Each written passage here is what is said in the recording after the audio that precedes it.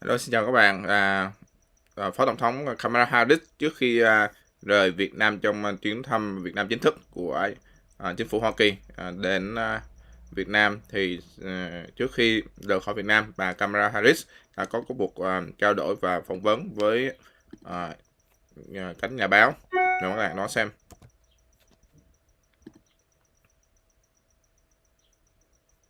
I want to thank our Vietnamese host for so warmly welcoming us to Vietnam. As many of you know, I am the first vice president to visit Vietnam since diplomatic relations were established in 1995. And I believe that this trip signals the beginning of the next chapter in the relationship between the United States and Vietnam. We have had an enduring commitment to this relationship because it matters to the people, to the security, and to the prosperity of the American people, and we believe the people of Vietnam. In fact, our cooperation on a whole host of issues today shows that the trajectory of our relationship since the normalization has been nothing short of remarkable. When we think about where we have been, where we are, and where we are headed. Now we are strengthening our partnership. Together, we will take on the traditional issues and challenges, and we will take on those of the future, seeing within those challenges also the opportunities that we have to forge new aspects of our relationship. First, I know that the COVID-19 surge is the #1 issue for the Vietnamese people right now, as evidenced by the trip we took recently, just this afternoon, to the National Institutes of Hygiene to deliver 1 million vaccines from the United States to the people of Vietnam on top of the 5 million that we've already shared. Just as you stood with us, and I say this to the people of Vietnam, during the earliest days of the pandemic, as early as spring of 2020, we now are here for you in this moment of need. More United States-sourced vaccinations arrived through COVAX in Hanoi this morning. We are also supplying freezers to distribute the vaccines and providing millions in public health assistance, millions of dollars in public health assistance. And we opened a new CDC Southeast Asia regional office. We do intend and hope that the people of Vietnam know that we will be with you as you battle this surge. Even in the midst of the pandemic, we will continue to partner together to strengthen our economic ties.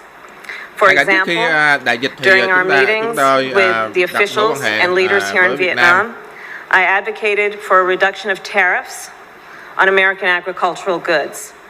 And there was a positive reaction. And we're looking forward to following up on that conversation.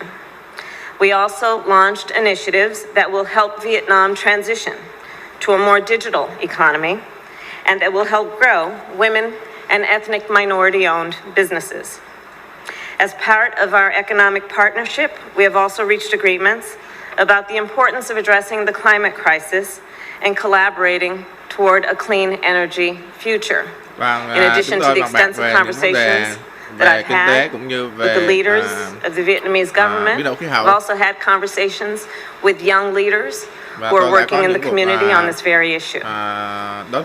We launched, as part of our initiative on working together in partnership on the climate crisis, the Mekong Coastal Habitat Conservation Program to help with issues that are impacting the Mekong Delta region.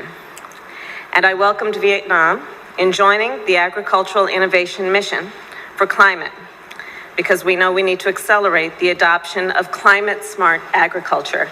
And in fact, I had extensive conversations also with the Prime Minister yesterday about the connection between that technology and the work that we are doing in the United States in terms of space program.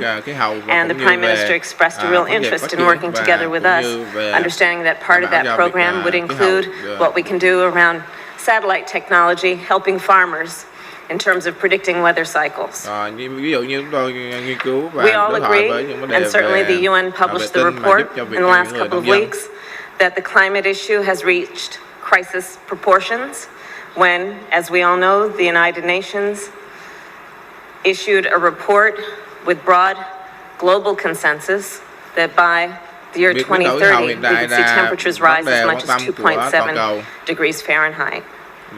And the crisis then is urgent, and we are proud to stand with Vietnam and other partners and allies around the globe in meeting this moment. Throughout my visit here, I also reaffirmed the commitment that the United States has to our common vision for a free and open Indo-Pacific. The United States will continue our high-level security cooperation in support of a strong, prosperous, and independent Vietnam. And we will continue to work with Vietnam to push back against threats to freedom of navigation and the rule-based international order. I also raised the issue of human rights in my meetings and made clear the importance that the United States places on human rights. We will always be true to our values and will not shy away from speaking out, even when those conversations may be difficult to have and perhaps difficult to hear.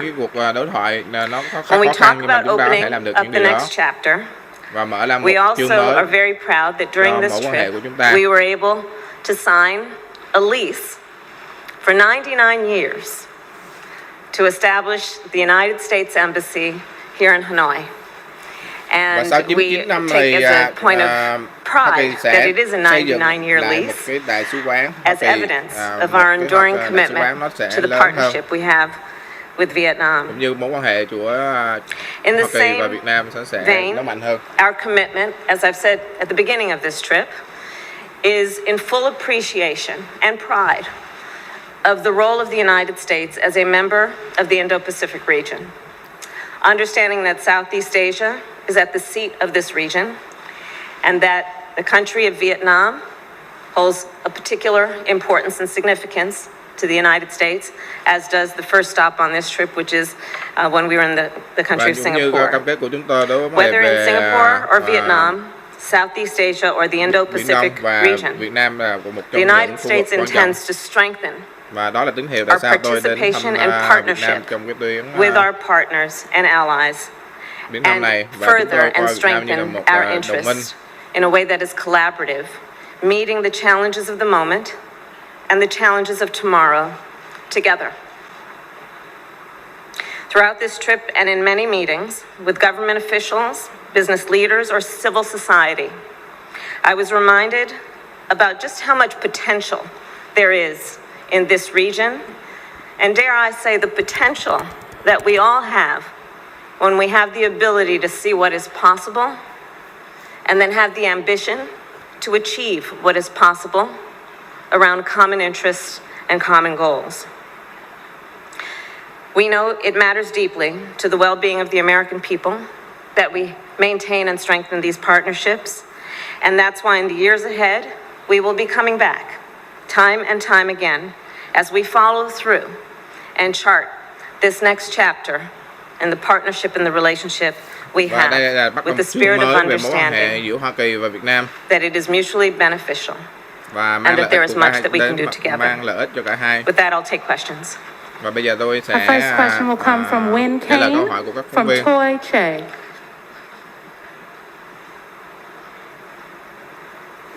Bên tôi có hai câu hỏi. Câu hỏi thứ nhất là Mỹ sẽ có những cam kết cụ thể gì? What can you have raised the question about the partnership between the U.S. and Vietnam to the strategic level. Could you please collaborate with us, share with us what you mean by that? Any details you could share with that? Bà có nói về vấn đề mối quan hệ So the relationship that we have with Vietnam is a relationship that really is built on the foundation of understanding what is in Đây là mối quan our hệ mutual thiết lập trên sự desire à, to strengthen mối quan hệ both our nation's security biết and lẫn nhau economic về mối quan hệ standing về an ninh and our ability to meet the challenges of tomorrow.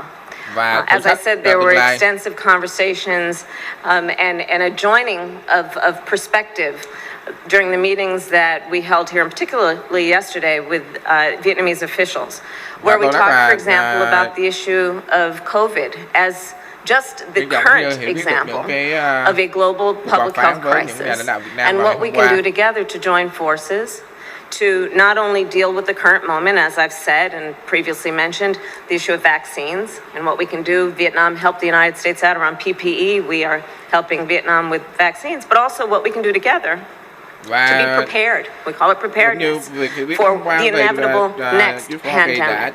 đã That ngay is part cho of Việt what Nam it means triệu liều to vaccine cũng strengthen như this việc giúp đỡ relationship lẫn nhau. Giống như strategically. trước đây thì Strategically Việt meaning Nam sử thinking dụng about gửi tặng những cái what might be our vật dụng về challenges, y tế, but also what are cho our Mỹ thì bây giờ opportunities. Mỹ For example, giúp we đỡ Việt Nam, đó also là sự spent a mối lot quan of hệ time talking about gần what we gũi. can do together as it Và chúng ta relates có to thể the làm việc supply cùng nhau, chain. cùng với nhau. And how we understand and know that, one, there's a connection between a global public health crisis like COVID and the production then of necessary goods, and how that can have a global impact on economies, but also the workforce. We talked extensively, for example, about what that means in terms of increasing the strength of our workforce, but also increasing the strength of our supply chain. So those are some of the many examples, but again, going through the list, it relates to that. It relates to what we can do together on the issue of climate.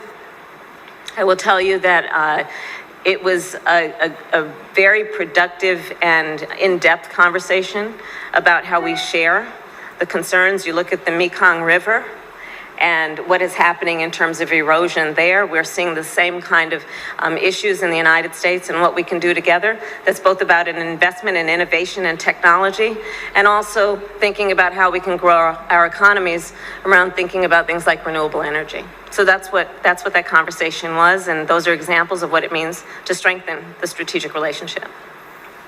Our next question will come from Alex Jaffe of the Associated Press. Thank you, Madam Vice President. Before I get to my question, I think it's important to follow up on the Havana syndrome incident that delayed your travel here. Do you have any sense of who was behind that? And considering that these incidents have happened all over the world over the past 5 years, what do you say to diplomats that are concerned for their safety? And is the U.S. doing anything to address that situation? And then I have a follow-up on Afghanistan. Okay. On the issue of the health incidents, and we call them anomalous, as you mentioned, health incidents, I will tell you that we're looking into it. And I'm not able to share much more at this time, but on your point about embassy staff, I met with them today and then also saw them yesterday during the lease signing ceremony. And I will tell you that the people who work in our embassies, be it here in Mission Vietnam or around the globe, are some of the most courageous and selfless public servants that you can meet. I talked with them extensively about the importance of their work and also a recognition of the sacrifice they make. For example, during the last year and a half around the COVID crisis, many of them sadly were unable to go home even when they lost family members to COVID. We talked about the significance of their work in doing the groundwork that we need to do around the globe with our partners and our allies of strengthening the relationships around people-to-people ties and relationships. And that is the work they do, and their safety and security is one of the highest priorities. Just on Afghanistan, because you yourself have said throughout this trip that the evacuation is at the top of mind for most Americans. So when we're talking about the evacuation, how does the U.S. measure success? I mean, what does the completion of that mission look like? Is it a matter of simply evacuating all Americans? Is there a number of Afghans that we're hoping to evacuate? And with that in mind, now that we're seeing that there are terrorist threats against the Kabul airport, there's sort of an increasingly difficult security situation there. Can you affirm that Americans are safer today than they were before the U.S. withdrew from Afghanistan? As I've said before, and as you've noted, our highest priority right now is evacuating American citizens evacuating Afghans who worked with us and Afghans who are at risk, with a priority around women and children. And we have made significant progress in that regard. I believe it's since August 14th, I believe, we have evacuated over 80,000 people. And as you know, each day and night, we continue to evacuate thousands of people, understanding that it is Phóng viên đang hỏi về vấn đề for them to be there. It is a dangerous and difficult mission, but it must be seen through, and we intend to see it through as best as we can. Thank you. Our next question will come from Jenny Leonard from Bloomberg. Thank you, Madam Vice President. You spent part of your day today. Come over here. You spent part of your day today with civil society leaders and discussed their efforts to increase human and political rights in this country. And during this trip, you've spoken about how Vietnam is a key partner as the U.S. Pursues a vision of a free and open Indo-Pacific, as you just reiterated. Freedom House, however, rates Vietnam as not free, citing increasing arrests of journalists and human rights activists, restrictions on political activism, and a lack of democracy. So my question for you is, given that Vietnam and China have very similar political systems, what makes Vietnam a key U.S. partner and China a threat to the region? And then, did you get any commitments in your meetings with government leaders to secure the release of Vietnamese dissidents or any other tangible result? So on your last point, those issues were raised and discussed, as was the issue of human rights, both with the leaders of the Vietnamese government as well as with civil society leaders, because it is a real concern for the United States. And as I said in my opening comments, we're not going to shy away from difficult conversations. Difficult conversations often must be had with the people that you otherwise may have a partnership with. And we do have a partnership with Vietnam, in addition to concerns about human rights issues. We have a partnership as it relates to, for example, again, and I've said, the reciprocal relationship that we've had around assisting the citizens of each of our countries during this global health crisis called COVID-19. We have a relationship with Vietnam when it comes to issues that relate to our economic strength, including, for example, the concern that American farmers have about tariffs. And that is why I raised the issue of the possibility of a reduction of tariffs around American agricultural goods. So there is a lot of work to be done. There's no question about it. That is both about strengthening our nations and in particular our security concerns. And as you said, freedom of navigation is a high priority for us. It relates not only to security but also to commerce, and what we must do to continue to speak up when necessary about human rights issues. And we'll continue to do that. Our next question will come from Tarini Party of the Wall Street Journal. And Tarini's right over there. Madam Vice President, you called out China this week for its bullying and aggressive maritime actions. If China continues its aggression in the region, particularly in Taiwan, what is the Biden administration prepared to do differently to deter it, given that nothing seems to be working so far? Would the administration consider significantly increasing its military presence in the South China Sea or sanctions? Yeah. And this relates to the last question as well. When it comes to Beijing, let me be very clear, and the president has been very clear. We welcome stiff competition. We do not seek conflict, but on issues like you raised, the South China Sea, we're going to speak up.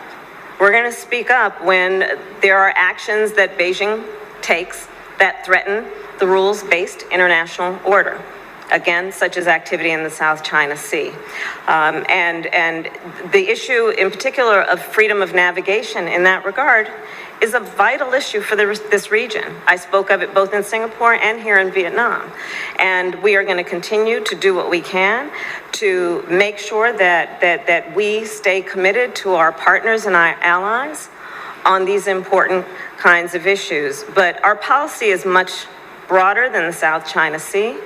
And the partnership that we have here in Southeast Asia, again, and I will repeat myself, has to do with a number of issues that are about productivity and about strengthening the standing of each of our countries.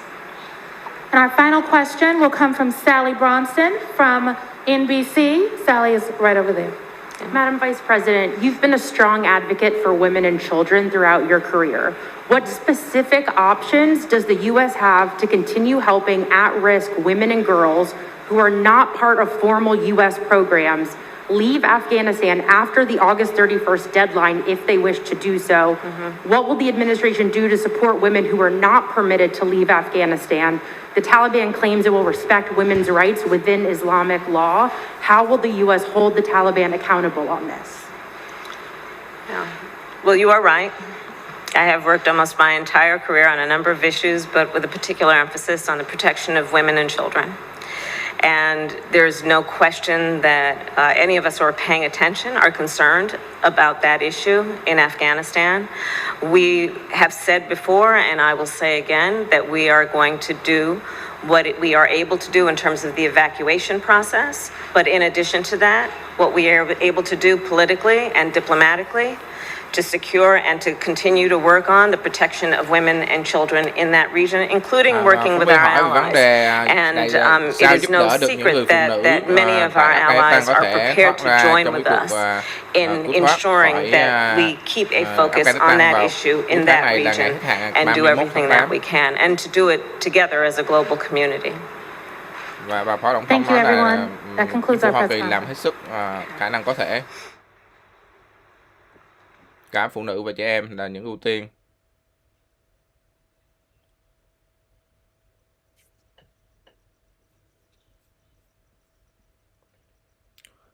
Rồi các bạn, bây giờ là buổi họp báo của Phó Tổng thống Kamala Harris đã chính thức kết thúc. Thì sau cái phần này, vị chú sẽ tắt cái livestream và sẽ livestream trực tiếp với việc cô Hệ Phước có gọi, và cô Hệ Phước có nói là sẽ đọc thơ cho mọi người một cái bài thơ mới nhất của cô Hệ Phước nha. Mọi người sau cái này mọi người xem cái live mới của vị chú nha cả nhà. Là cái phần đọc thơ của cô Hệ Phước.